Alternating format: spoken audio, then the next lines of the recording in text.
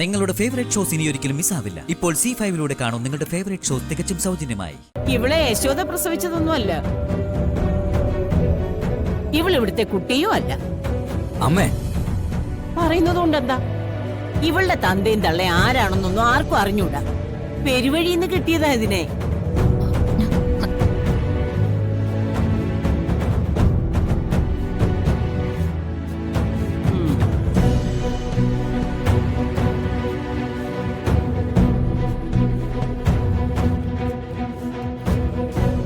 ശരി തിരുമേനി, എനിക്ക് പെട്ടെന്ന് തിരിച്ചു പോണം.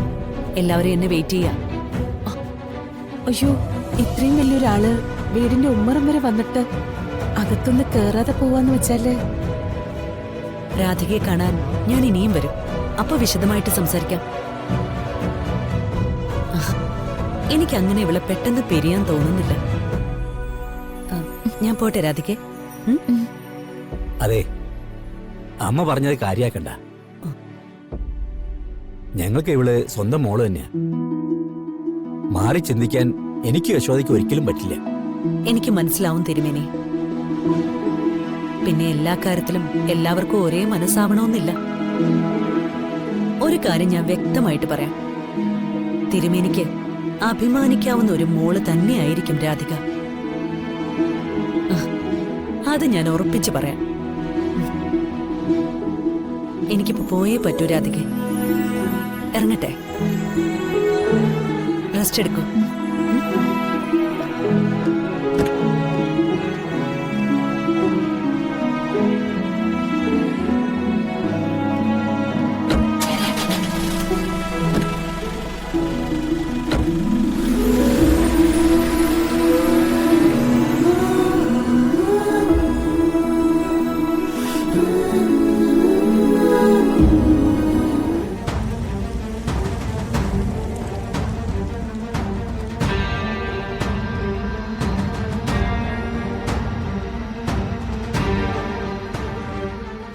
അമ്മേ, രാധികയുടെ ജന്മത്തെക്കുറിച്ച് അവർ വല്ലതും ചോദിച്ചോ അമ്മയോട്?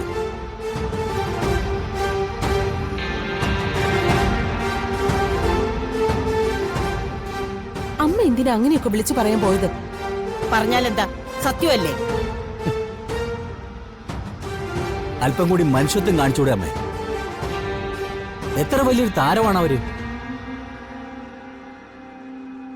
എന്തു മാന്യമായിട്ടാ നമ്മളോട് പെരുമാറിയത്. മോളെ കുറിച്ച് അവര് നല്ലത് പറഞ്ഞപ്പോ അമ്മയ്ക്ക് അത് സഹിച്ചില്ല. അതല്ലേ സത്യം? അതേടാ, അത് തന്നെയാ സത്യം. എന്താ നിനക്ക് പിടിച്ചില്ലേ? നിന്റെ പാരമ്പര്യം പറഞ്ഞ് ഇവൾ അഹങ്കരിക്കുന്നു. ഈ കുടുംബത്തിന്റെ പാരമ്പര്യം പറഞ്ഞ് ആരെങ്കിലും ഇവളുടെ കാര്യം പറയുന്നതും എനിക്കിഷ്ടമല്ല. അതെന്റെ കുലത്തിന് ഞാൻ കൊടുക്കുന്ന മര്യാദയാ. അത് കാണാൻ പറ്റാത്തവര് കാണണ്ട.